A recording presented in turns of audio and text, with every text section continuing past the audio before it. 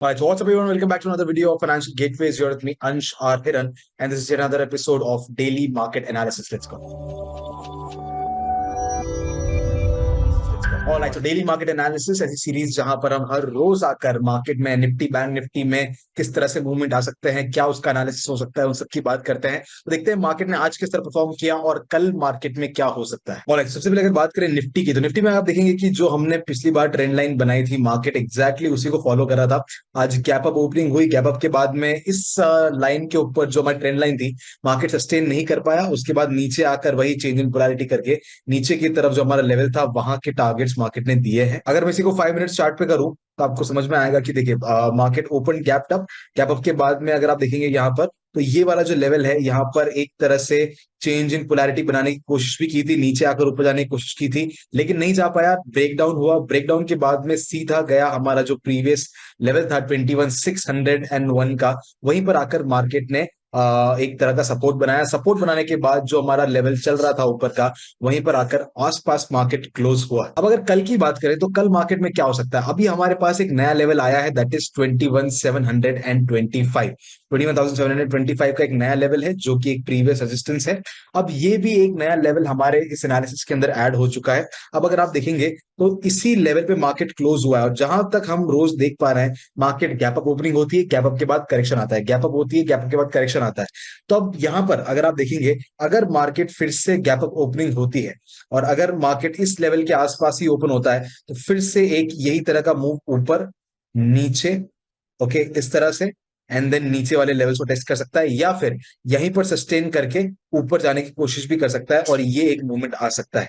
अगर दूसरी तरफ मार्केट में गैप डाउन ओपनिंग होती है, तो हमारी जो ट्रेंड लाइन चलती हुई आ रही है जो कि 21,640 21,650 के आसपास की है, ये एक तरह का रेजिस्टेंस का काम करेगा। तो अगर गैप डाउन ओपनिंग होती है, अगर मान लीजिए मार्केट यहां ओपन होता है, तो यहां पर सपोर्ट लेकर ऊपर जा सकता है, ऊपर जाने के बाद फिर से नीचे गिरने की कोशिश कर सकता है टुवर्ड्स 21,600 लेवल, और अगर ब्रेकडाउन करता है तो 21,500 के लेवल्स भी देखने को मिल सकते हैं। तो और कुछ खास नया नहीं है मार्केट में, अभी तक सिर्फ एक नया लेवल आया है, दैट इज 21,725, जो कि एक एडिशनल लेवल है हमारे एनालिसिस के अंदर निफ्टी 50 के अंदर। अब अगर बात करें बैंक निफ्टी की, तो बैंक निफ्टी में भी यही चल रहा है, जो हमारी ट्रेंड लाइन थी उसे मार्केट फॉलो करने की कोशिश कर रहा है। और अगर आप ध्यान से देखेंगे, अगर मैं इसको 5 मिनट चार्ट्स पे लेकर आऊं, तो आपको समझ में आएगा कि देखिए जो हमारी लेवल हमने आज बनाया था उसी पे exactly market gap up opening के बाद रेजिस्टेंस बनाया है, और रेजिस्टेंस बनाते ही वहीं से गिर के हमारा जो नीचे सपोर्ट लेवल था वहां पर आके एक लो टारगेट उसने दिया है। उसके बाद इसी लेवल्स के आसपास